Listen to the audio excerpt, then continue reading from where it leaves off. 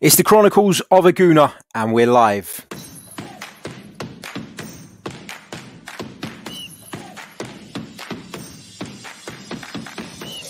You're listening to the Chronicles of a Gooner, the Arsenal podcast. I'm Martin Tyler, and you're listening to Harry Symeou.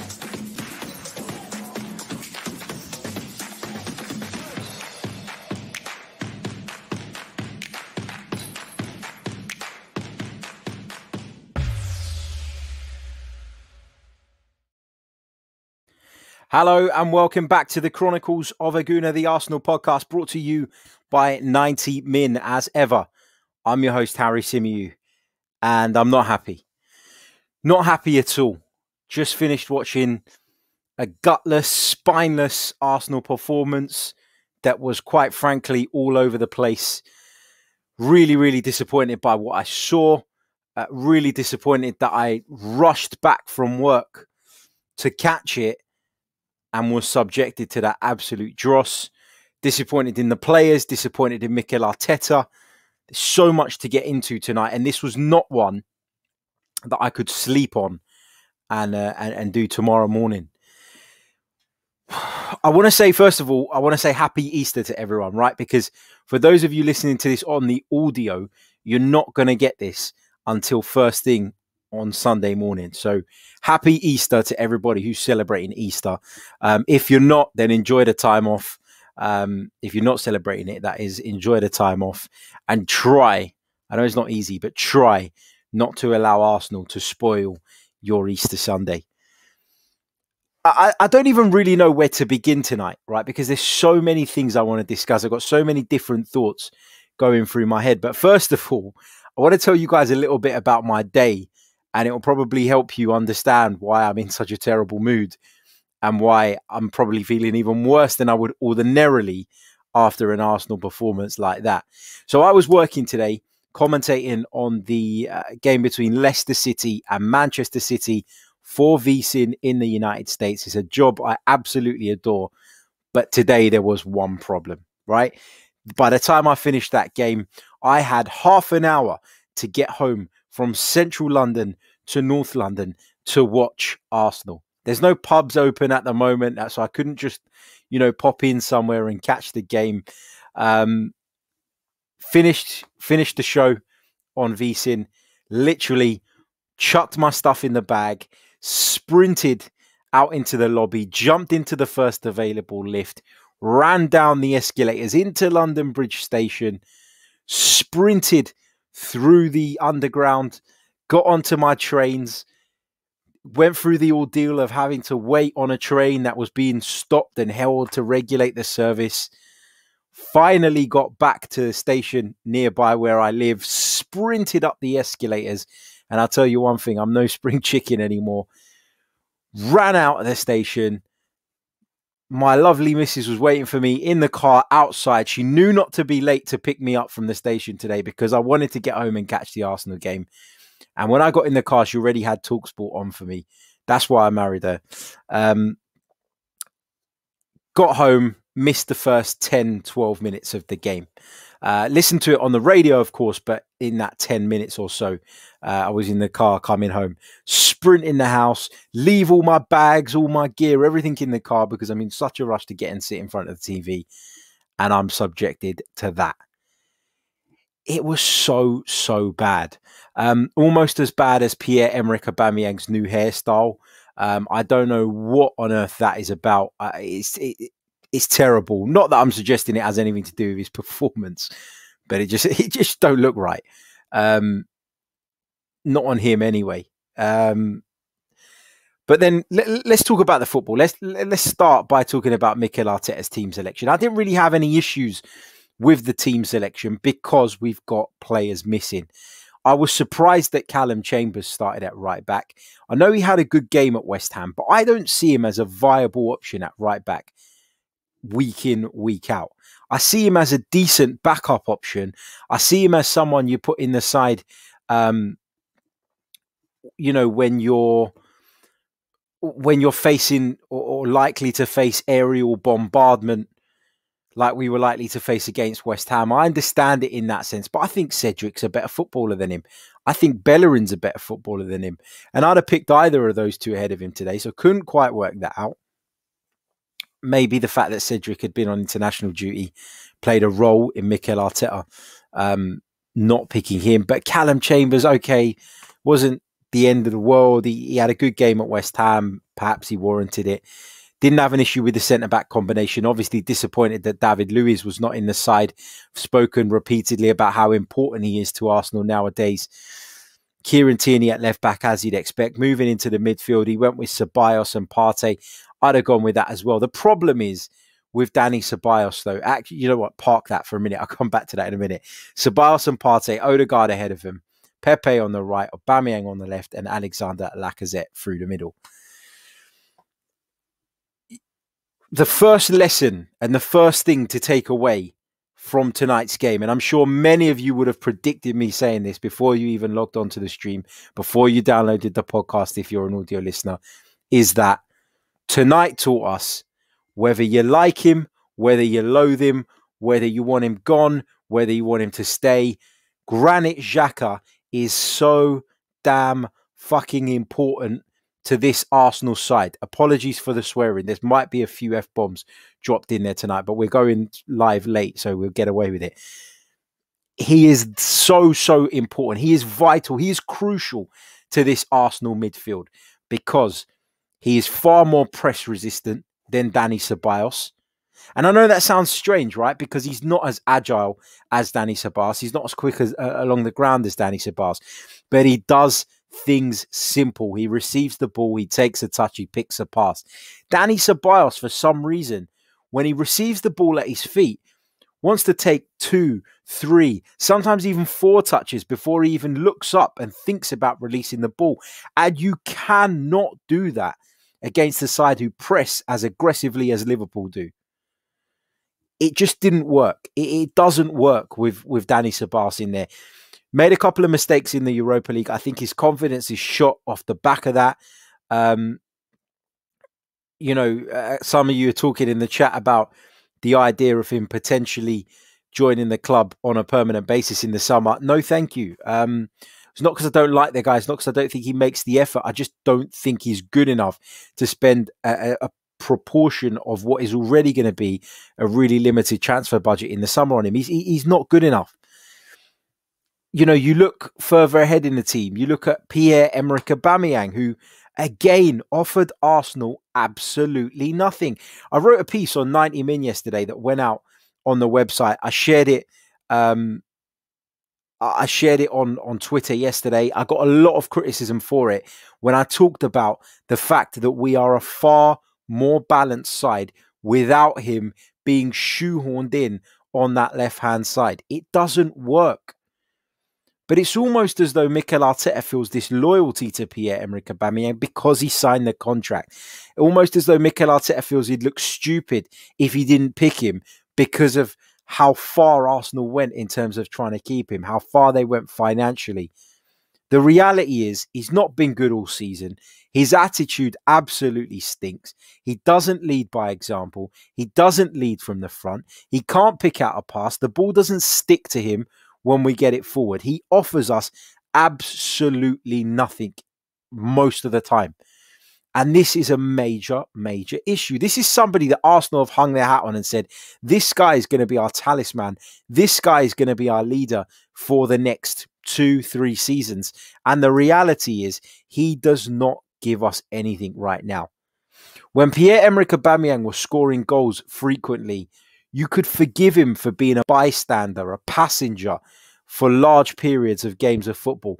But when you're playing on the left wing for Arsenal against Trent Alexander-Arnold, against Liverpool, you cannot be a bystander. You cannot be a passenger. You have to put in a shift. And he doesn't seem willing to do that. In fact, the fact that he doesn't play centre forward and Alexander Lacazette does. Alexander Lacazette, who, yes, has more goals than him in the Premier League this season, but ordinarily is miles behind Pierre-Emerick Aubameyang. The fact that Lacazette gets picked ahead of him shows you that Mikel Arteta does not trust him to press, to put in a shift, and to do all the things that he requires from his centre forward. So if he's not good enough for there, why are you sticking him out on the left-hand side? It's driving me mad now, because this has been going on for a while. He was dreadful against West Ham. He was dreadful against Olympiacos. He's been dreadful for a significant proportion of this season. And Arteta needs to just be ruthless. You know, the way he hooked Dani Ceballos off early in the second half and replaced him with Mohamed El Neni. Be ruthless. You know, you look at the tactics today and you try and work out what it was that Arsenal were trying to achieve. I understand the need to be compact, to drop that little bit deeper in when you're playing against the side of Liverpool's capability, when you're playing against the side with the pace that they have, in terms of, Salah, Mane, play balls in behind, they'll chase them all day. So I get the need to drop a few yards deeper. I get the need to try and be compact, but Arsenal had no outball. Playing the ball out to the left towards Pierre-Emerick Aubameyang is absolutely pointless, because he isn't going to hold the ball up. He hasn't got the ability to beat someone with a bit of skill.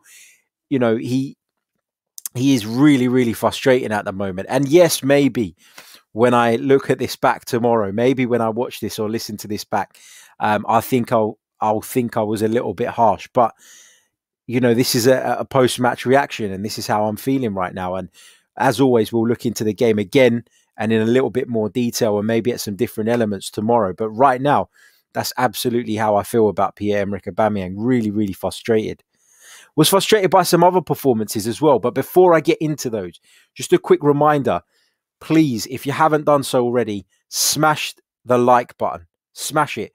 Hit it.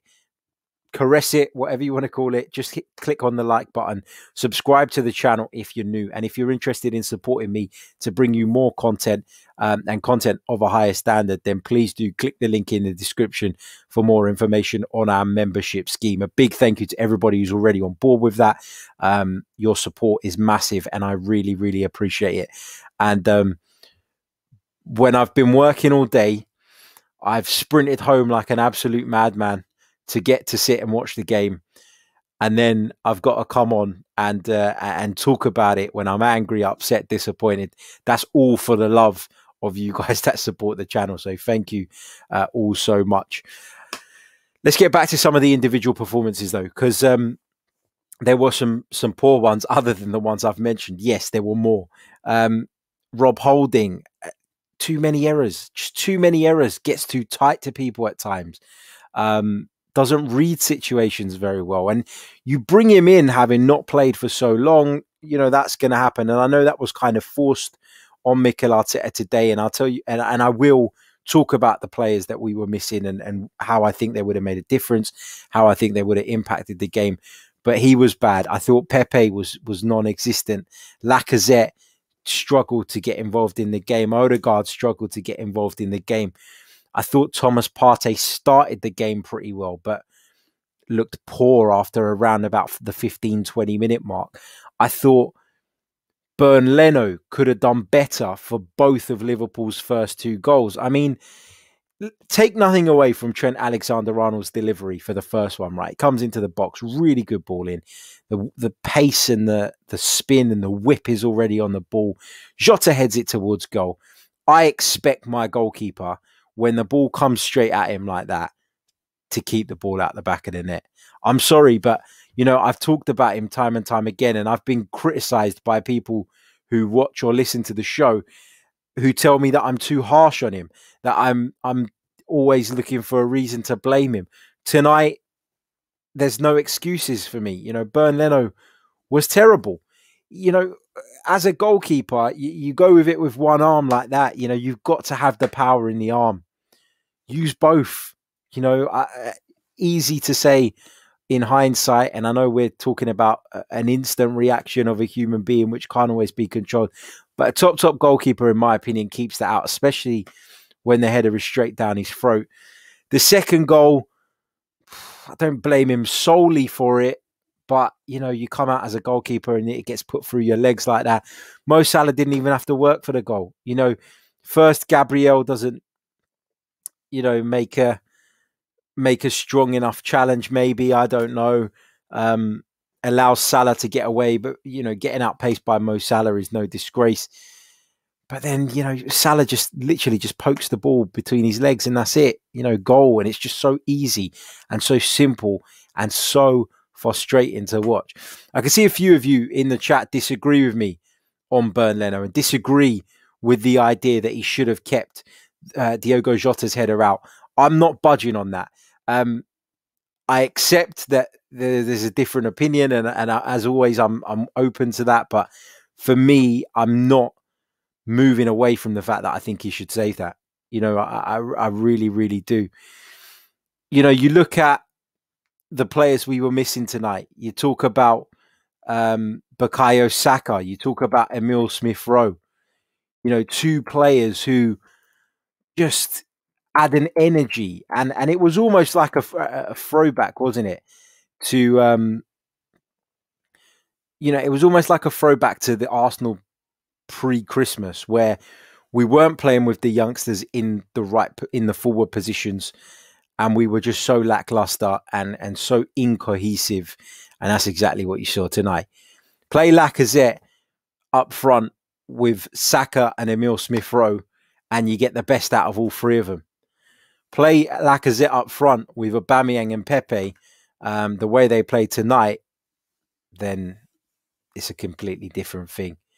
We were missing David Luiz, our central defensive leader, and I can see, whilst we're live right now, there's a few of you saying that David Luiz is out for the season. Where are you getting that from? Because I just want to verify that whilst we're talking. What I've seen from the quotes that are coming out of Mikel Arteta's press conference, which is going on right now, he said there are a few possibilities. We're talking with the doctors to make the right decision. It looks like he could be out for a few weeks. It will depend on the decision that we will take. It talks about him being out for a few weeks, and it talks about the possibility of him needing surgery. I don't know where it says 100% that he needs surgery, unless he's given an interview to someone else. But we'll talk about that tomorrow, right? Once the press conference is done. But we missed him, regardless of how long he's going to be out for. We missed him badly. And you saw tonight why this 33-year-old Chelsea reject, as people like to call him, with crazy hair, who has been a calamity in the past in the eyes of many. You saw tonight why he's so important to this side. You saw why David Luiz is so important. You saw why Granit Xhaka is so important. You saw why Bukayo Saka is so important. And you saw why Emile Smith-Rowe is so important. We look at that group of players and we think that because we've got numbers, that we've got depth, but we don't. We don't have depth at all. It's all good having numbers, bodies, but if they're not at the level required, is it depth? Nah, not for me. You've seen it when 3 or 4 players are missing from the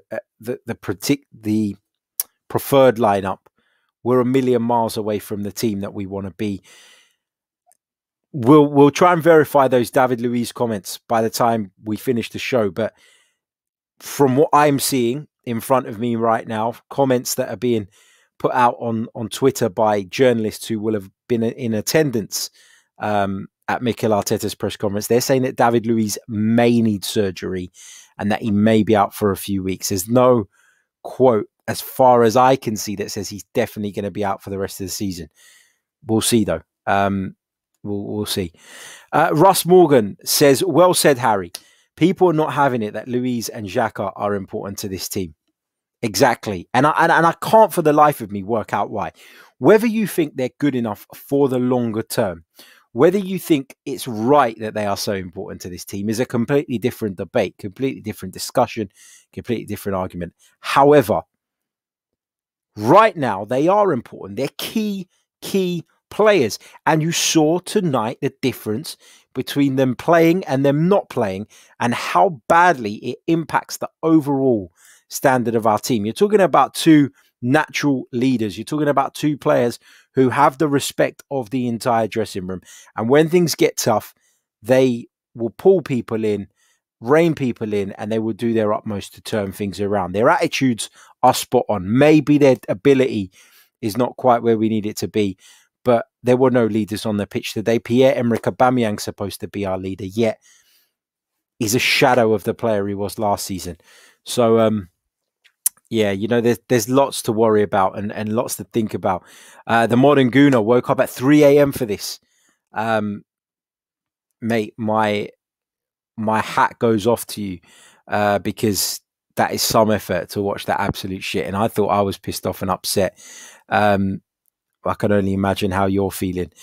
Matt says, I want Arteta to prove me wrong, but every time I hear him talk, I get the feeling he thinks this job is too big for him. The one positive for me after a game like that is watching that Mikel Arteta actually hurts and feels the pain like we as fans do. I like that in a manager. I like a manager to be fully on board, fully invested. And I like the fact that it bothers him so much when we get beat, because I think that tells you a lot about his desire. That tells you a lot about how desperate he is to succeed and to turn this football club around. We all knew when he took the job, this was going to be a difficult task.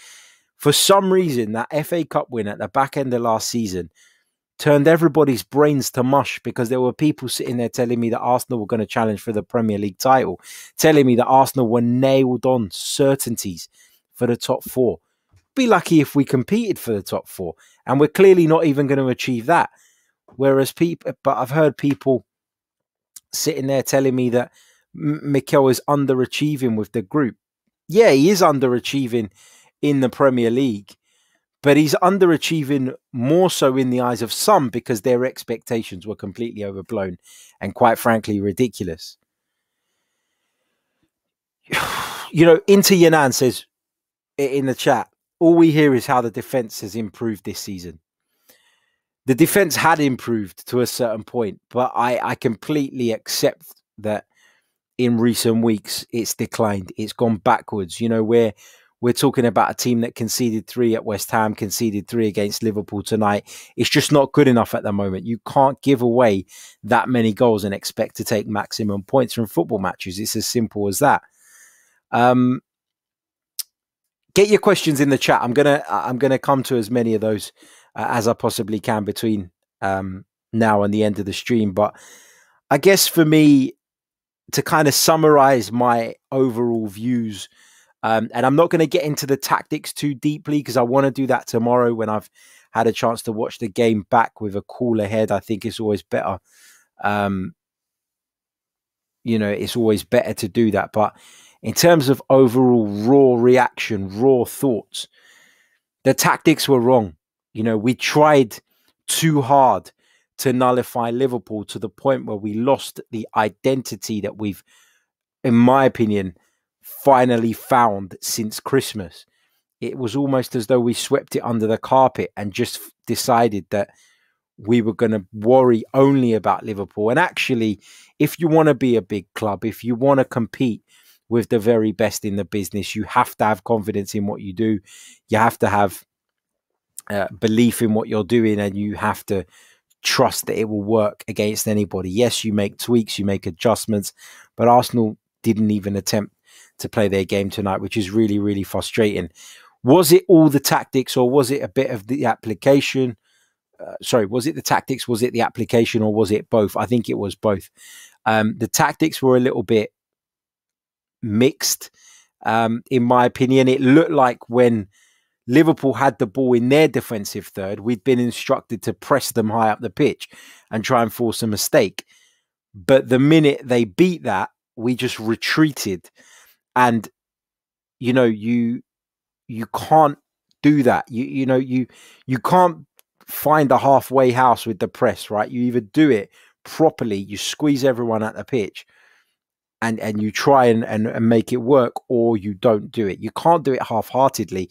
And it felt like we'd press with our front players in the final third to try and close the Liverpool boys down. But the minute that first line of press was broken, Arsenal would panic and go back into this retreat because they were worried about the pace of Salah and Mane in behind, and rightly so to a degree. But it comes back to that point. You can't do it half-hearted.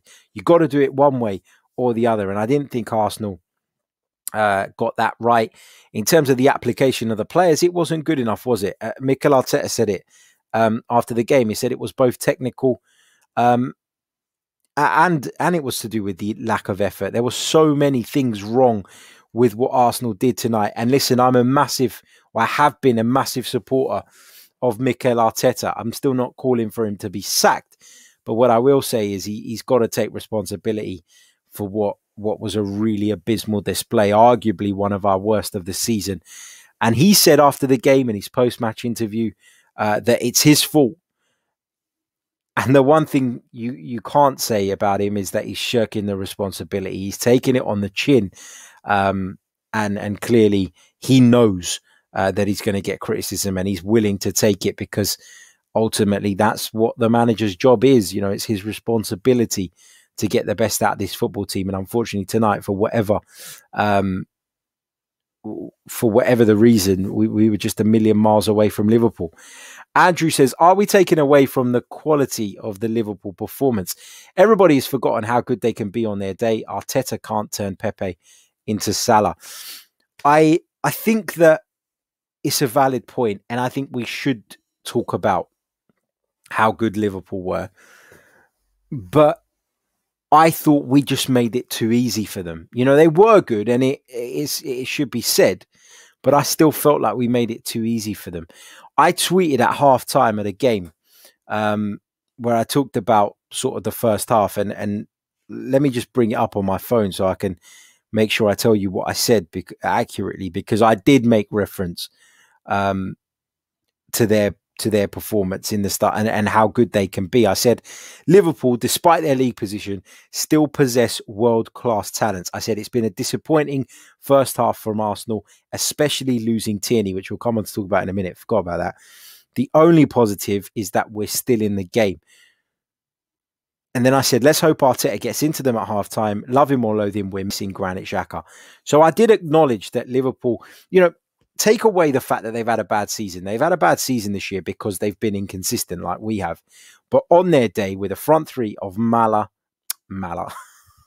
so you know I'm shattered, Mane, Salah and Firmino, with Fabinho in the midfield, with Robertson and Alexander-Arnold coming down either wing-back position, they're as good as anybody. And on their day, they could rip apart anybody. So you've got to take that into consideration. But had Arsenal put in a half-decent display, put in top effort, worked very hard, and you know, given their absolute all, losing to Liverpool, in my eyes, is not a disgrace. It's not the result so much that I'm upset with. It's the nature of the defeat that's really got me tonight.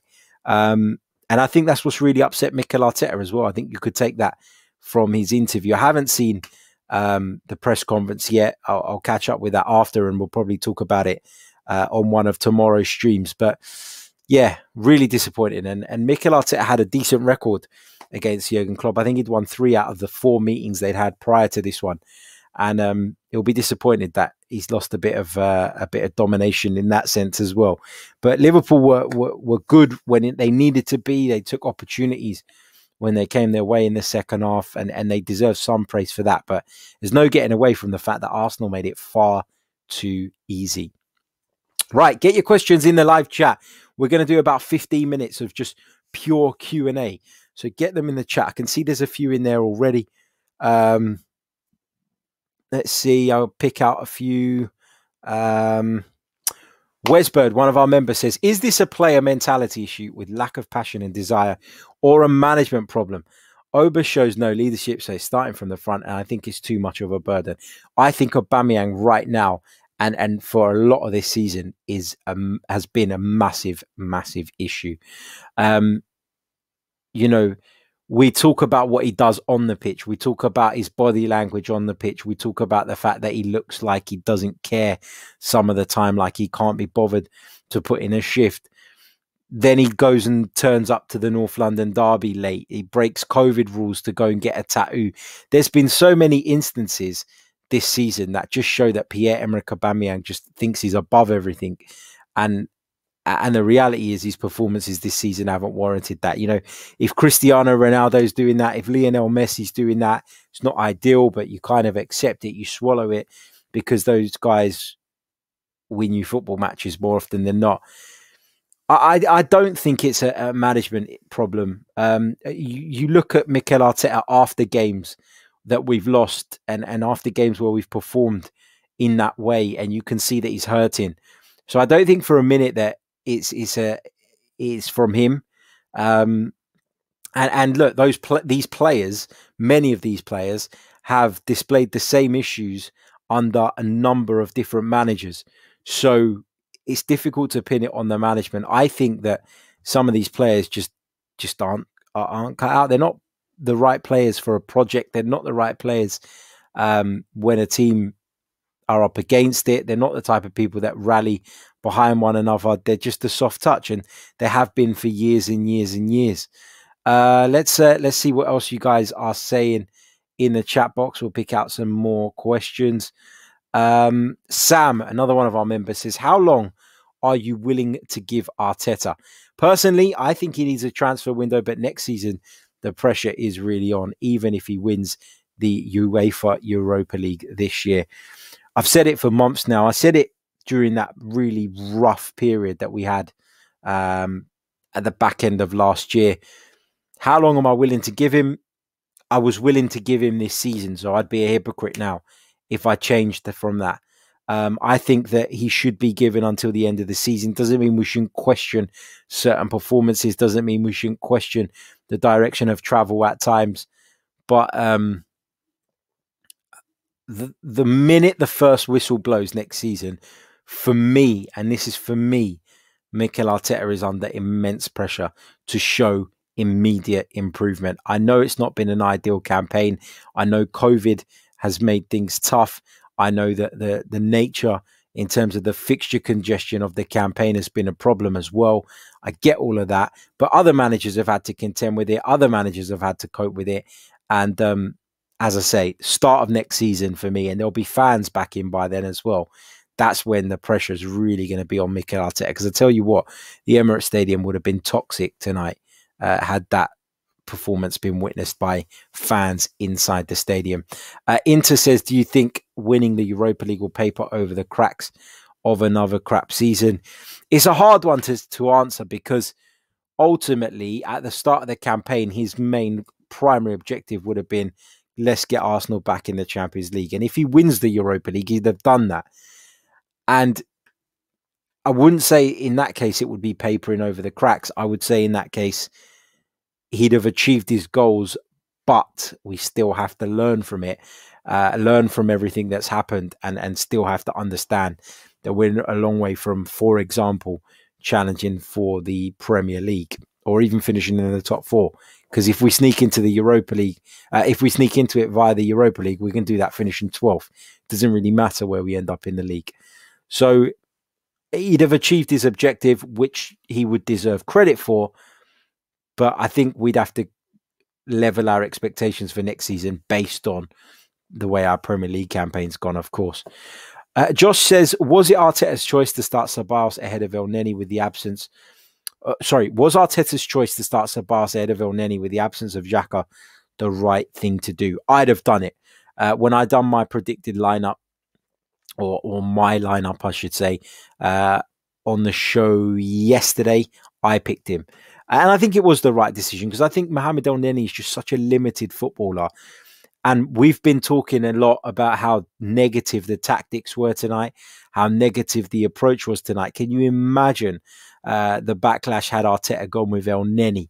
Can you imagine how negative it would have been perceived to be then? So no, I think he made the right call in playing Ceballos. But Ceballos needs to adapt his game. You know, it's as simple as that. Ceballos needs to understand that you can't take 3 or 4 touches against a press as aggressive as Liverpool's in and around the edge of your penalty area. He gave the ball away on a number of occasions. There were a couple of counter-attacks I thought that if he just released the ball quicker, Arsenal could have made more of. I like Ceballos. I like his attitude. I like his character. I like the fact that he tries to play the game the right way. I like the fact he's a technical player. He's the type of player I enjoy watching. But the reality is that sometimes, particularly in that position, when you're under pressure, when you're facing a notorious press, by the way, this is a press that everybody knows of. It's what Jurgen Klopp's famous for, the Gegen press or whatever it is that they call it. Just understand, Danny, that you can't take 2, 3, 4 touches every time you receive the ball. So I think it was the right call. I think the bad performance is on Danny rather than it being on Mikel Arteta. Legend of Rotto says, question, what do you want Arsenal's identity to be in the next few seasons? For example, Wenger-style flair football, Klopp-style pressing, or Man City-style aggressive attack? What should the philosophy become? It's difficult to say because, the philosophy should be whatever works for the group that we have. And we found something that works better since Christmas, but that something only works better with certain personnel in the team. And when you had a number of those players out of the team tonight, you saw what a difference it makes. So it kind of has opened my eyes to why Mikel Arteta, when we were slagging him off in the earlier stages of his tenure about the fact he kept chopping and changing systems. Well, this is why. Because with one set of players, it would work, and fit like a glove. And with others, it would just be an absolute car crash and disaster. I don't think he should veer away from the 4-2-3-1 off the back of what happened tonight. Because I think when you bring in Luiz, Xhaka, Emile Smith-Rowe and Saka back into that side, 4 players, I think you see a major, major difference. So I'm not sure that the philosophy is the issue. And I would say that the philosophy should be whatever's going to work, to put it quite frankly. Ian says, what if he doesn't get the transfer window that is needed? We know how incompetent our board is. Will we still need to be patient with Arteta? Yeah, look, the transfer window is not going to be this crazy window where we go out and spend £200-300 million on players. So don't expect it. Just don't expect it, and you won't be disappointed. It's as simple as that. It's going to be hard. It is going to be hard for Mikel Arteta to do the business that he wants to do because of all the financial restrictions that he's going to have to contend with, and the club are going to have to contend with. What else have we got here? Going to pick out a few more, I think.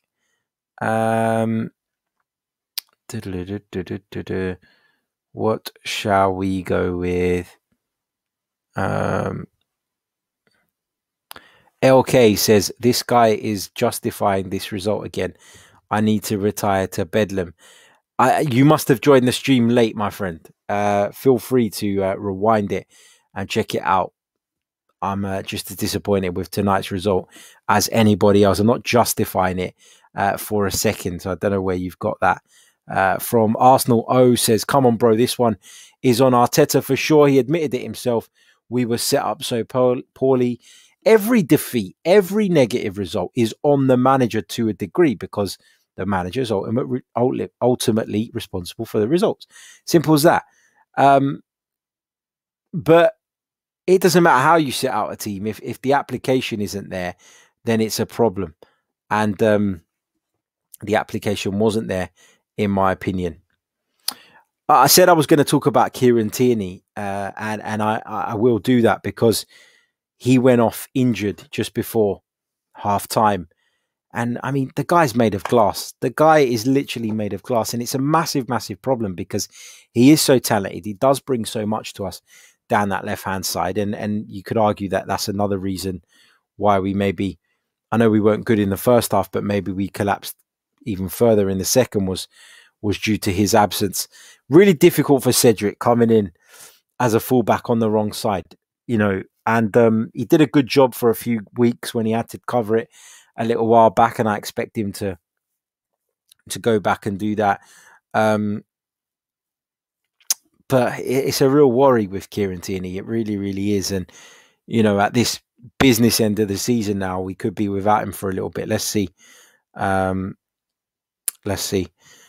Russ Morgan says, how do you rate Arteta's in-game management out of 10? I think it's one of the areas he probably needs to improve in.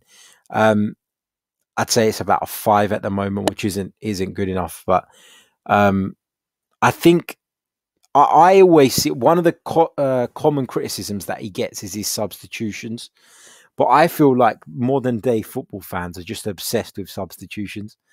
Like, honestly, like it amazes me how much people talk about substitutions. The reality is that you pick your best 11 at the start of the game.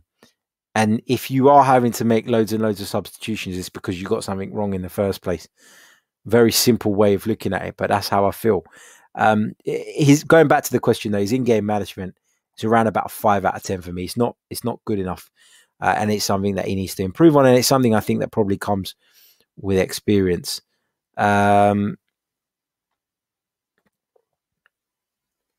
What's this? Jordan Charles says, you talk nonsense. He played nearly every game. Think about what you say about Tierney. Kieran Tierney played every game. Is that what you're saying? Kieran Tierney, right? And it's common knowledge. So I don't even know what route you're going down with this.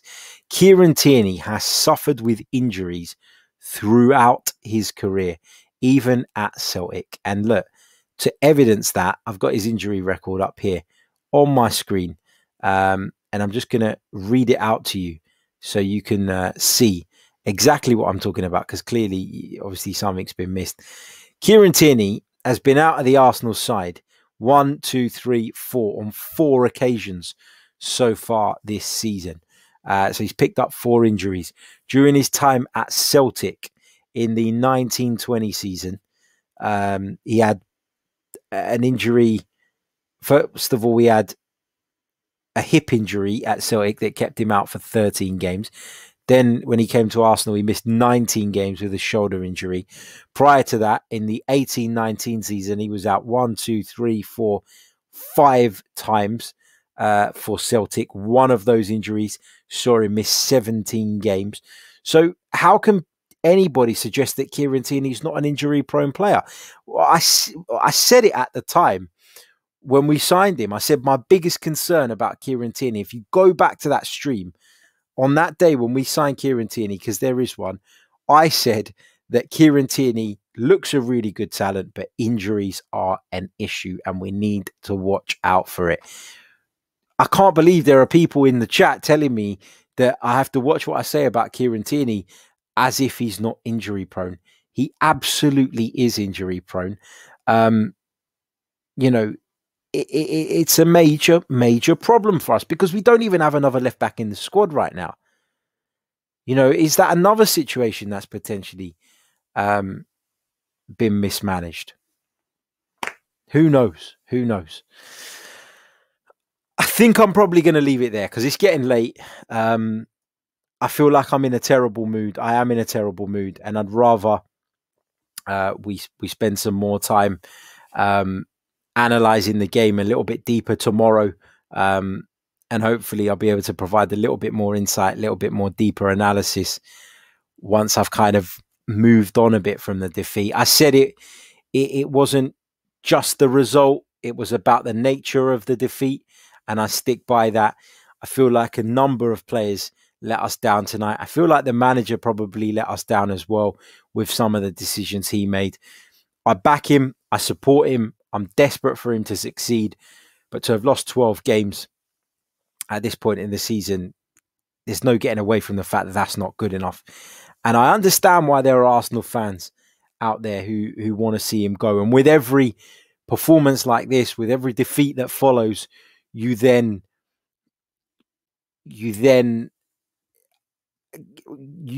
that cause a little bit more fuel. And, they're building momentum, the people that want Arteta out, and it's becoming more and more difficult to argue with that based on our Premier League campaign this season. So, yeah, it's a tough one. Wesbird says in the comments, feel like we've gone backwards tonight. That's exactly how I feel. And again, I'm not saying I feel like we've gone backwards because we lost to Liverpool, the reigning champions of the Premier League. I feel like we went backwards because of the nature of the performance. And that's what frustrates me. We were missing players. And what this does is highlight that the strength in depth we might think we have is non-existent, and the fact that, and we've also got to realise that some of these players that some of the fans seem to have an agenda against, want to dig out at every opportunity, the likes of David Luiz, the likes of Granit Xhaka, actually,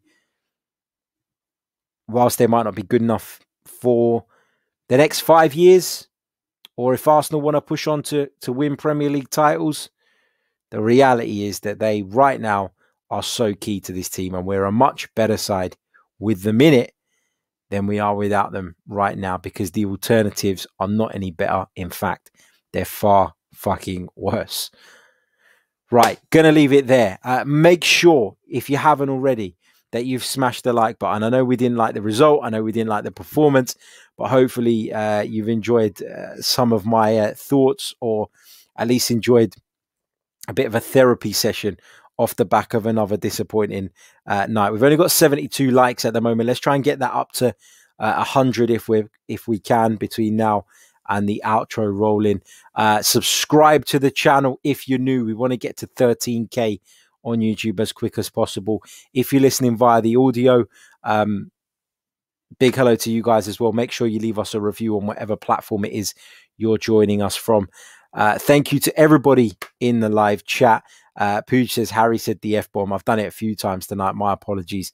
But sometimes I am an Arsenal fan like every single one of you. It's not always easy to keep a lid on it, especially after a game. So thank you all for your understanding. Wishing you all a very, very happy Easter with your friends and family, whatever you're doing. Have a great one, and I will catch you all on Sunday evening with another podcast in which we'll continue to try and dissect the game. We'll continue to react to it, hopefully with a calmer head, and hopefully we can try and make a bit more sense as to what exactly went wrong for the Gunners tonight. Catch you all soon. Cheers. Happy Easter.